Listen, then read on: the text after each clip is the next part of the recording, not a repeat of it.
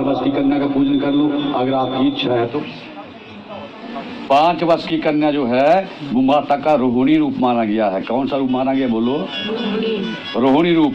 आप इस 5 वर्ष की कन्या का पूजन करने से रोगों का नाश होता है। घर में बीमारी है, कभी एक ठीक होता है, दूसरा चारपाई के ऊपर पड़ जाता है, बीमारियां घर से नहीं जाती हैं, तो देवी भागवत को उठा करके पढ़ लेना। और मैं ही बता रहा हूँ, वेद व्यास जी राजा जन्मेजय से कह रहे हैं कि इस कन्या का पूजन करने से घर में रोगों का नाश होता है और सभी आदमी स्वस्थ रहते हैं। प्रेम से बोलो जय माता दी। सारे बोलो जय माता दी। तो अब आपने देखा होगा घर में कई बार ये समस्या हो जाती है, तो घबराओ मत, चिंता मत करो। आप 5 वर्ष की कन्या देखो कहाँ भी मिलती है, उसका आप पूजन करो भाव से। पूजन का तरीका बताऊंगा। अब माँ के भक्तों, कलयुग में 2 देवता प्रत्यक्ष हैं। एक तो है माँ का रूप, किसी रूप में ले लो आप, दुर्गा के रूप में, सती के रूप में, पार्वती के रूप में, चामुंडा के रूप में, नारायण देवी के रूप में, सभी माता के एक ही रूप है। ये नाम अलग अलग हैं। और शक्ति जो है, कल परसों आपने सुना था मणिद्वीप का वर्णन, वहीं से सारी शक्तियाँ आई हुई है। बोल सच्चे दरबार की। तो एक हनुमान और माता का रूप कलयुग में प्रत्यक्ष है। हनुमान जो हैं वो 8 संजीवियों में भी इनका नाम आता है। सुबह उठ करके मैंने पहले भी कहा था कि 8 का नाम लेते हैं हमारे पुरुष भाई, वो आज भी कलयुग के बीच में 100 वर्ष की आयु को पूरा करते हैं, इसमें कोई संदेह वाली बात नहीं है। तो भगवान राम ने जब महाराज रावण को मार करके अयोध्या में महाराज अपनी लीला को विराम दिया, तो हनुमान को भी पास में बुलाया। हनुमान, सब देवता साकेत जा रहे हैं, आप नहीं चलोगी?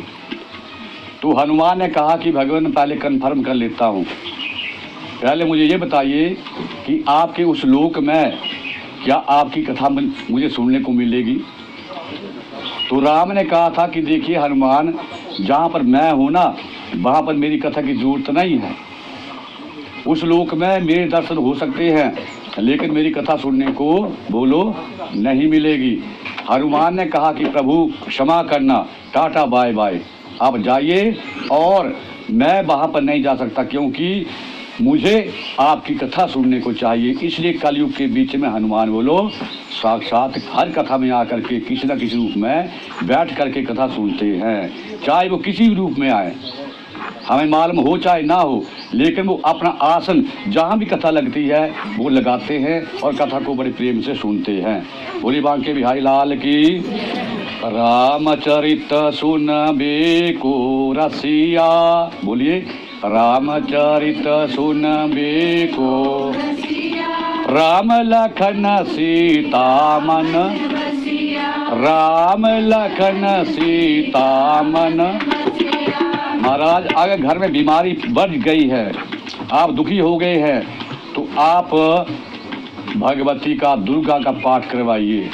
रोगान शेषान पहंसी तुष्टा रुष्टा दुकामान सकलान भीष्टान त्वामास्ता नाम विपन्नानाम त्वामास्ता हयाश्रयंतिम पर्यंती।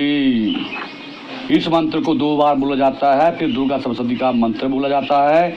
इसे कहते हैं संपुट पाठ। अगर आप 10 पाठ घर में करवाते हैं तो कहीं भी जाने की जरूरत नहीं पड़ेगी। कितनी भयंकर बीमारी हो, धीरे धीरे धीरे लेकिन श्रद्धा से करेंगे तब। कल हमने सुना था यज्ञ के बारे में, यज्ञ कितने प्रकार के होते हैं, क्या होता है, तो भाव भी होना चाहिए। तो वो रोग धीरे धीरे धीरे धीरे अगर आयु बची होगी तो खत्म हो जाता है। बोली जयकारा श्री राम दास सच्चे दरबार की। अब 6 वर्ष की कन्या माँ काली का रूप माना गया है। किसका रूप माना गया है बोलो? और यहाँ पर मीरपुर में मैंने 3-4 दिन पहले भी कही थी बात कि लोग कहते हैं काली माता की पूजा घर में नहीं करनी। क्यों नहीं करनी? जब 6 वर्ष की कन्या है काली का रूप, बोलो काली माता जो है वो हमारे शत्रुओं का दमन करती है। जो भी शत्रु हमें अनायास तंग करता है, उन शत्रुओं का ये क्या करती है बोलो? बोलो आज सारा आपको भी देना पड़ेगा। बीच में लाइट भी चली गई है। क्या करती है जी बोलो? शत्रुओं का नाश करती है, जो शत्रु हमें अनायास तंग करे।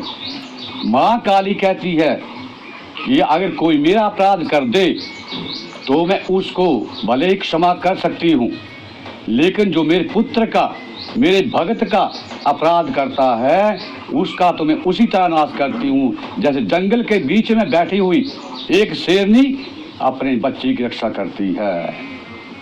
जयकारा श्री राम बाली रावो सच्ची दरबार की। तो बाहर के शत्रुओं को तो मैया नाश करती है, लेकिन हमारे अंदर भी शत्रु हैं भाई।